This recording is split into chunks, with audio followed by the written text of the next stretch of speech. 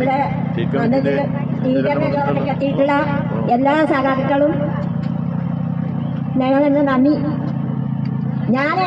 എനിക്ക് എഴുതാനും വായിക്കാനൊന്നും അറിയില്ല. ഞാൻ കുറെ കാലങ്ങൾ മുന്നേ ഈ പാർട്ടിയിൽ കൂടെ നടന്നിട്ട് പാർട്ടി പ്രവർത്തിക്ക നടത്തിയതാണ്.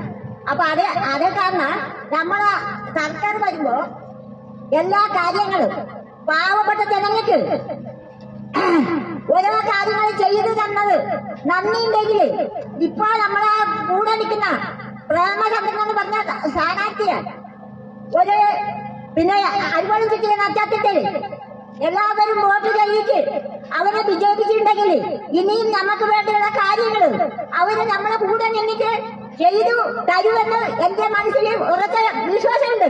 അതേപോലെ പണ്ട് കാലത്ത് നമുക്ക് പെൻഷനില്ല, അരിയില്ല, കഞ്ഞില്ല.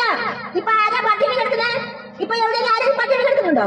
ഇപ്പൊ നമുക്ക് അല്ല തിന്നാൻ പറ്റുന്ന കാലങ്ങളാണ് ഇപ്പൊ ഉള്ളത്. അപ്പൊ അതുകൊണ്ടൊക്കെ ആ കാര്യങ്ങള് നമ്മൾ മാത്രം ചെയ്തിട്ടല്ല കിട്ടുന്നത്.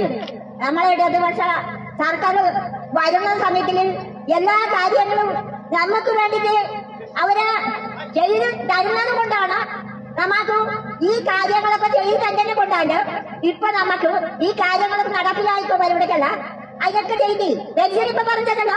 പെൻഷൻ പറഞ്ഞതും ഞങ്ങൾ ആ പെൻഷന് വേണ്ടിയിട്ടൊക്കെ കർഷകർ തിരുവനന്തപുരത്തേക്ക് സമർപ്പിക്കാൻ പോയതാണ്.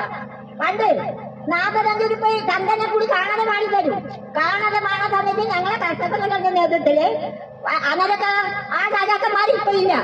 ആ സഖാക്കന്മാരൊക്കെ ഇപ്പൊ വയസ്സായതുകൊണ്ട് വീട്ടിലിരിക്കുന്ന മരിക്കുന്നവര് മരിച്ചു. ഞങ്ങൾ എല്ലാവരും കൂടി അവിടെ സമർപ്പിച്ചു പോയതാണ് സെക്രട്ടേറിയറ്റിലേക്ക്.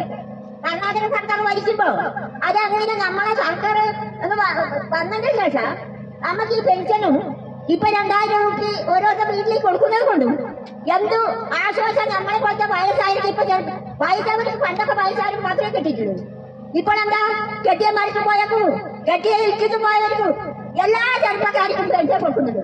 അതൊക്കെ വിചാരിച്ചിട്ടുണ്ടെങ്കിൽ എല്ലാരും നമ്മളെ അറിവാൾ കിട്ടിയ നിന്നിട്ടുള്ള സ്ഥാനാർത്ഥിമാരോട് എല്ലാരും വിജയിപ്പിക്കണമെന്ന് മാത്രം ഞാൻ പറയുന്നത്.